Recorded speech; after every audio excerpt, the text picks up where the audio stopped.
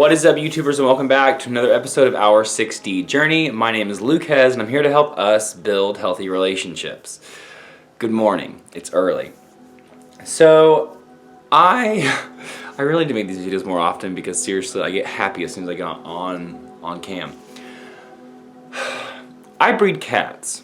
Okay, if you're interested in Bengals, you can go to Silver Screen Bengals. I have a YouTube channel. I have a website of silverscreenbengals.com, B-E-N-G-A-L-S. And I'm going to give you a bit of a backup story. Today might be like a 10-minute video. I don't know. We'll see.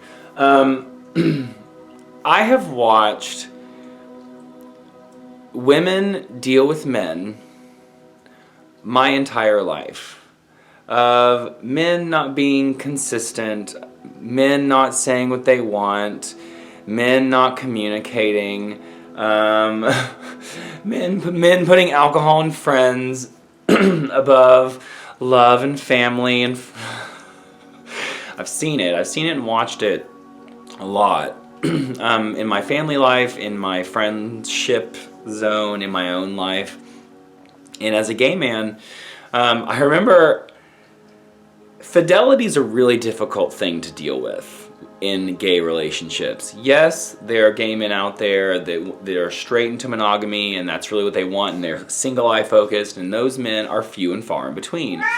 And I never quite understood it. And then about 2 or 3 years ago, I had heard somewhere, I think it was on like an ad or something, or maybe it was a talk show, that people that take antidepressant medication, men, tend to say that there is a lowering of sexual urges. And for a while, I really contemplated getting on antidepressants just because I wanted to lower my sexual urges. There's sometimes that, like, they say men think about sex every 9 seconds, or something like that, which, you know, whatever, it's a statistic. The point is, it happens a lot. It happens a lot. Men think about sex a lot. And even when it's not necessarily that sex is on the brain, it's somehow part of the process. How can I go faster right now with my work to get off work and then go to party? How can I deal with this drama faster? How can I earn that faster? How can I get a space for this? How can I all this? And it's all about, in the end, sex and power. And it took me a long time to really kind of accept that men and women really are different in that way, hormonally. And again, sorry, this eye is driving me crazy this morning. It's been giving me issues for about a year. Healing, please, for my eye. You hear this? And this is where this is coming from. I'm about to tell you a story. Men and women are really fundamentally different with their hormones. They really are. And again, this is a curve, okay? So, you know, there's the bell curve of men that have too much testosterone, too little testosterone, and then the right in the middle. But most of us are up here. Women are on estrogen, okay? Which we'll call them opposite curves. I breed cats. Okay, this will all tie together. I know I seem a little frantic, and it's because I haven't made a video, so my structure's out, and I'm a little frantic about it. I get cats, and I have them in separate rooms. Okay, we have the females upstairs, the males downstairs. Well, the male starts going crazy downstairs and starts marking everything. Well, that's our bedroom. So we get all that cleaned up and end up making him this really cool balcony thing where we say, hey, we'll bring him inside to play with the girls when we're home. We'll put on the balcony when we're gone, and we'll walk him several times a day. You know, we're still taking care of his needs. Kind of like he's become more of a dog than a cat. Well, he escapes from the second floor balcony 3 different times. 3 different times. This is about a good 12-foot drop, and there's not a tree or anything else to land. So he's jumping from the balcony down 12 feet to the floor. So naturally, I don't want to leave him out there. So I bring him inside, and now he's living up here. He's living up here with the girls, and we don't ever leave him alone with the girls because he will literally have sex with them over and over and over again. And if you've never seen cats and how their mating ritual is that the male dominates the female. He basically either attacks her or surprises her from behind and mounts her, grabbing the neck right here with his teeth, and begins to have sex with them. At times, I'm kind of like, okay, she looks like she's enjoying that. Other times I'm like, she looks really uncomfortable. And so I'm going back and forth of like, this mating ritual of going, when is this actually okay? Because it's at times I felt like a pimp. Like, because, and again, they do it in the wild, so they do it here, but it's the male energy of all he wants is sex. And then what happened was, both of them got pregnant close together. And right as one was, all of her babies were leaving the house, the other one was having birth. And he hasn't been getting sex for about a month. He really hasn't had any sex in over a month. And watching his energy when he's dominating them to make it happen, it's really bothered me. And all of a sudden I got this kind of image of, that's how all males, no matter what the species, are.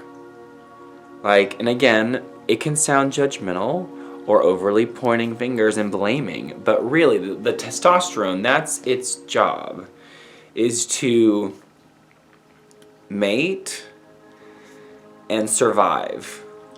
And I think that what happens a lot of times in relationships is that if you're with someone who's still in that driven mode of testosterone-based thinking, you're going to have a really hard time getting anything you want from them, because they're only going to get what they want.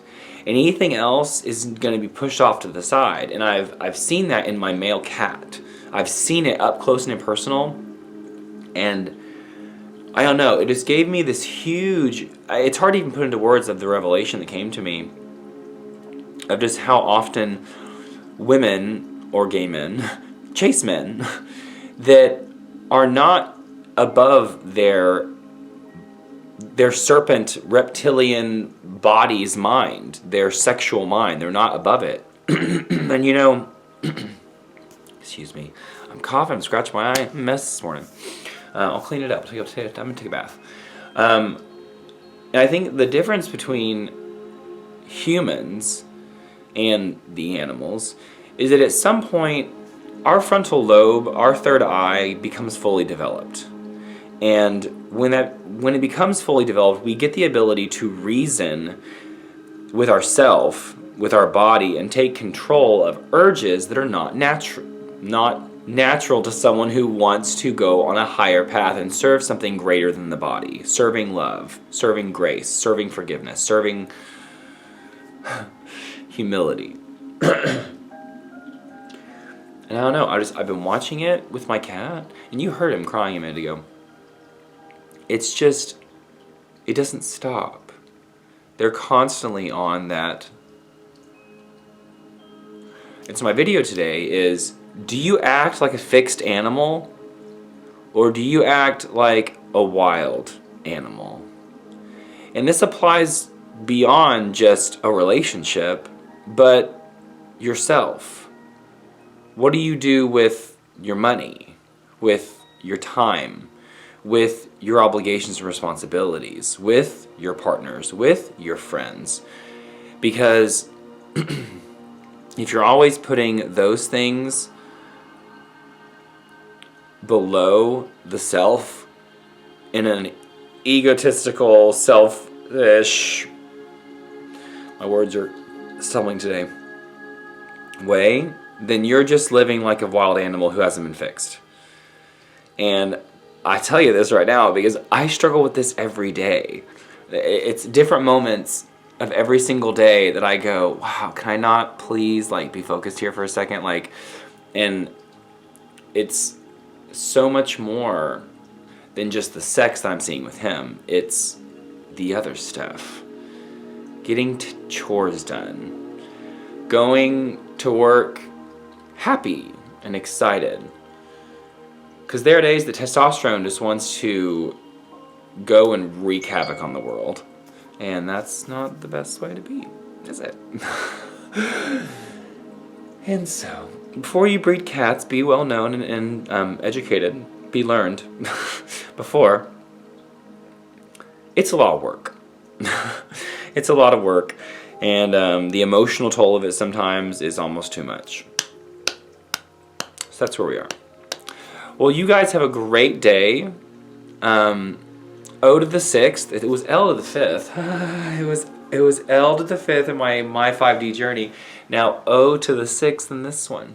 I'm not sure what the O stands for. Omniscient to everybody. So you guys have a nice day.